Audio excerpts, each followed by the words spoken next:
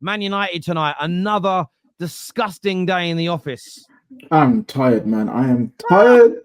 I'm tired of these players losing their heads when things go wrong. I'm tired of them making mistakes. I'm tired of them losing their heads all the time. I'm also tired of Erik ten Hag. I'm tired. I am convinced that all the positive changes that we've seen in the first 5, 6, 7 games is down to Ruud and Rene. Because he can't be him. Because when it comes down to in-game, when he has complete control of what goes on, my man finds a way to make it worse. Who told my man to take off Rashford? Who told him to put Bruno at right wing? Who told him to do that? Because those two decisions right there screw us over. Because Rashford's was our most dangerous player, and Bruno had an awful game, but then you put him in a position that we know that makes him worse. So instead of potentially, let's bring him off. Let's try something different. Let's bring someone else in there and see something different change, something different happen. We decided to put him in a place that he can stink up the place even more. It's frustrating. It's frustrating. I don't know what these guys doing in training, but we can't hit a barn door even if it was wide open.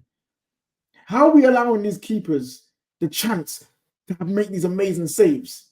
Every keeper coming up against us right now is looking like they're well beaters. And I'm not saying they're not amazing saves. Some of them are.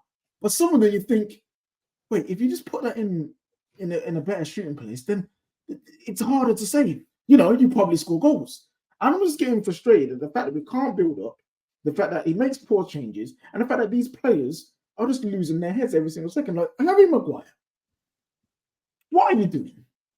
Bro, let's just analyze that for 2 moments. The whole team gets beaten, which is a different issue altogether. You think you are this big colossal brother to come and slide in, and you slide in like a clown. It's not even a strong slide. The man looks like he just falls over, bumbling over like a fool. It's embarrassing. It's frustrating. And we have to put up with that. And the thing is, these players can go through a period of time where they look solid. I remember last season, Maguire looked okay as a third choice centre-back. Do we not forget this happens every year with this guy? Making dumb movements. Eriksen. He actually played a game for longer than 60 minutes. And guess what happened? My man took his brilliant performance from last game, brilliant performance up until that point, that wonderful goal that he scored, and he chucks it in the bin. Yeah. My man's doing up. I'm cool. You know what I mean? I'm doing up too cheap. Bro, play it to Onana, please. It's just getting embarrassing at this point. I just want to read out just a quick stat for you. Man United's last 9 games in Europe. 3-3 against Sevilla, which was at home. 3-0 loss to Sevilla. 4-3 loss to Bayern Munich. 3-2 loss to Galatasaray, which is at home. 1-0 against Copenhagen, which is at home. 4-3 loss to Copenhagen.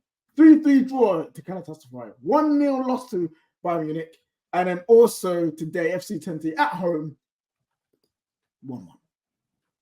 We've won one game in Europe in 9 games on this one. It's a disgrace. It's a disgrace. And no one can sit here and tell me this guy deserves more time. He ain't the guy. He's just not it. And I really wanted to win the Europa League. And I said focus on this competition because likelihood of getting Champions League through the league is probably not possible. And the thing is though, KJ, listen, I can handle poor individual performance in a solid team structure. So if we look really solid as a team all night and Maguire makes that mistake, I'm not blaming the manager, barring you could say, should he have picked him, right? That's the only element. But it was everything. And the individual mistakes were 10 a penny today. Delo, that's been good this season. I don't know what he tried at the start of the game with that weird thing. It was so casual. But why? Why are we coming into the game so casual? Why are we coming into this game with no intensity? That's why the passes were off. And the problem is, it then sets in. It becomes hard to get out of that rut. We went into this match, and you're right. I didn't actually deep how bad our European record is. For me, it is sackable. Dizzy, What is your take, especially hearing that one win in our last 9 European games under Ten Hag? You're on mute, bro. You're on mute. He's not on mute on the system. It must be your mic's not plugged in. Maybe your mic settings are messed up. May have to Pardon me. Oh, there you go, Ian. Yeah, there we go. So sorry.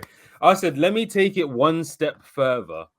So before the Southampton game, I don't know who asked the question, but they said what is our run looking like up until the Tottenham game? And I said 2 wins, 2 draws, 2 losses, and I think that will be a good run for us. We're on 2 wins and 2 draws right now. So if we lose to Tottenham, that's bingo for me. I think it's everything that I expected United to be honest. I'm not surprised in any shape, form, or fashion. And funnily enough, I've seen enough good stuff for me to say if he can get his act together, I could be swayed by this guy. Maybe. Because we've got players fit, we're playing the way that he wants to play, I imagine, and it looks decent in spells throughout the game. So I'm like, I'm trying to like him. I'm trying to like the guy. You know what I mean?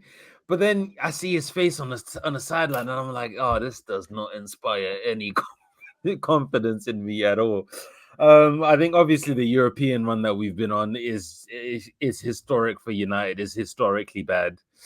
I think the absolute head loss and the inability to effect change once the heads were lost, I think that's I won't say a sackable offense, but it's a big asterisk on his name.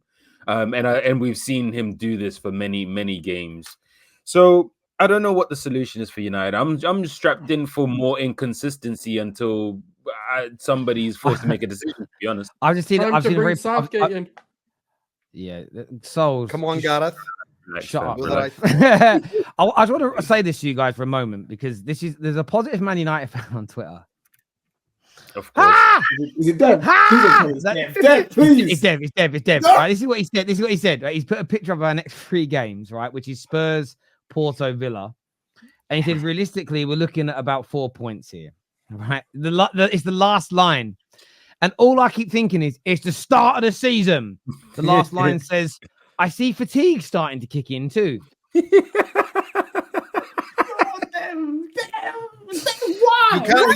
cannot say fatigue 5 games into a season. You just can't. Come tell me about fatigue in April, not now. There is no fatigue. If you don't laugh, you'll cry. It's the thing with it is, the Staffy knows you've been on shows with me. The boys that do Straight Facts with me know I was willing. The boys that were in Germany in the summer, I was willing to get behind this in terms of I'm not going to kick off that he's staying. I'm going to wait and see, right? And we don't know what we don't know yet. In the future, we might realize actually it was sensible to do this. Maybe the way certain players felt. I don't know. Also, it could have been a bottle job from Ineos. But I'm looking at this and the lack of consistency. And this is where I get annoyed because you review match reviews, full fan highlight shows. You look at a game in isolation. You say what you liked and what you didn't like, right? But then at the same time, you can't ignore the overarching picture. And this season, it's been, really happy with most of the game against Fulham. Got to score some more goals.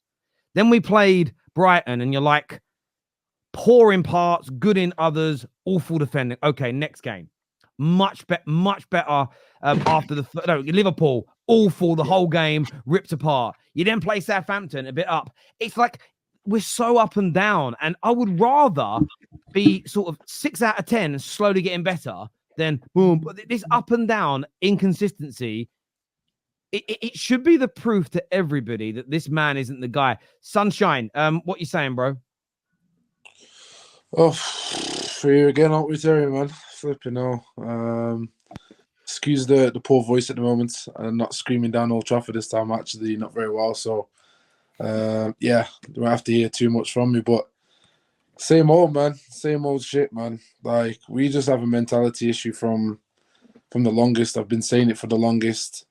Once there's a level of pressure applied to Manchester United, these players capitulate. And on top of that, you then have the manager who's, in my opinion, made it even worse with the substitutions he's made tonight and specifically speaking on tonight's game alone. So I don't know, man. You can't, in my opinion, you can't coach or teach a certain mindset. You can't teach it. It has to be found based on all of the other things that go together. And that confidence and that resilience comes in unison once all the other things start clicking. But as you said, because we aren't very consistent, there's no chance or opportunity for us to be able to at least be able to do that, in my opinion. So there's always going to be this up and down notion now. There's always going to be a belie for Ineos and Ten Hag and these players as a collective, because it's the first season with, a new structure. So be it. So yes, there's always going to be 5 to 10% of how can we say, leniency is the word I'm after when it comes to this. But the whole picture, as we're looking at it, Terry, it's not looking great, man, because we can't bag goals. I've been saying you know this, 3 seasons now I've been saying we can't bag goals. So I don't care how we play football. If you can't put the ball in the net, don't matter. It absolutely means piss all to me, I'll be honest. But then at the same time now, when your head does go down and you are struggling, we're then conceding goals, and we haven't got the mentality to then go and at least try to maintain the decent football we are playing to go and try and put the ball in the back of the net. So I genuinely believe these players have tapped out, regardless if they do perform well or not on the pitch. And like I said last stream, if you don't score goals with whatever style or system what you're playing with, you then don't get confidence over what you're doing. Doubt then creeps in. Then that doubt then transfers onto the pitch, into the next game, and then it then goes onto your manager, and then the manager gets sacked. So this is not to say Ten Hag is a shit coach. It's not to say he's a shit manager. Is he perfect? Absolutely not. Is he under criticism, which I'll get to in a second? Absolutely. No problem at all with that. But to say he's shit is a different thing. I think that's just emotions on top of emotions, surface level. But the reality of the situation is he's not been able to get his players scoring goals. We are not ruthless enough scoring goals. And I genuinely put it down to his first transfer season when he fucked up, second transfer season when he fucked up. He had an opportunity to build a foundation of a solid defensive unit. We were hard to beat.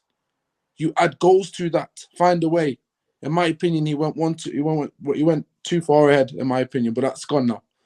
So we'll go on to Ten Hag for this game. You play Bruno on the right, bro. Bruno Fernandes goes on the right, does he? Is that where he plays? Rashford's been in great form for the past game and a half, including this game. You take him off, do you? Amad Diallo's looking like a threat on that right-hand side, creating a madness. You take him off, do you? You play Garnacho, you bring Garnacho on for what reason? Yes, is he better than any of our front three on his day? Maybe, but at the moment, that top three were doing very, very well. Zirkzee linking up play. We look like a threat. So you put Bruno on the right, do you again? This is what we do. Like, I can't support these decisions. That does not mean I don't support the manager where he's done well. But he most definitely will get smoke when I see ridiculous stuff. When I've said plenty of times, there are situations when there are decisions that's only on the manager. And I've got no issue having these conversations. This is not about Ineos. This is not about the structure. This is not about, players being injured, because again, we've got a fully fit squad now. This is you making a decision based on absolute fuckery, excuse my language, but it is. That's exactly what I've just seen. That is wild-lad behavior. I don't mind Bruno being in the team, but you don't play him on the right. If you feel you need to put Bruno on the right that much, you take him off. You take him off. Because there's no way he should be on that pitch on the right-hand side doing absolute madnesses. It's not needed. So for me, yes, we played well enough to go and get the win. We created chances, but once our heads went down, the manager gets paid maybe 10 times, 15 times for certain situations within a game. And this is to change a game around. You're going to get some games where you need the manager to step in and make decent decisions. Maybe 15 in a whole league season where it's critical. And today he got it wrong, in my opinion. And I'll finish it with that.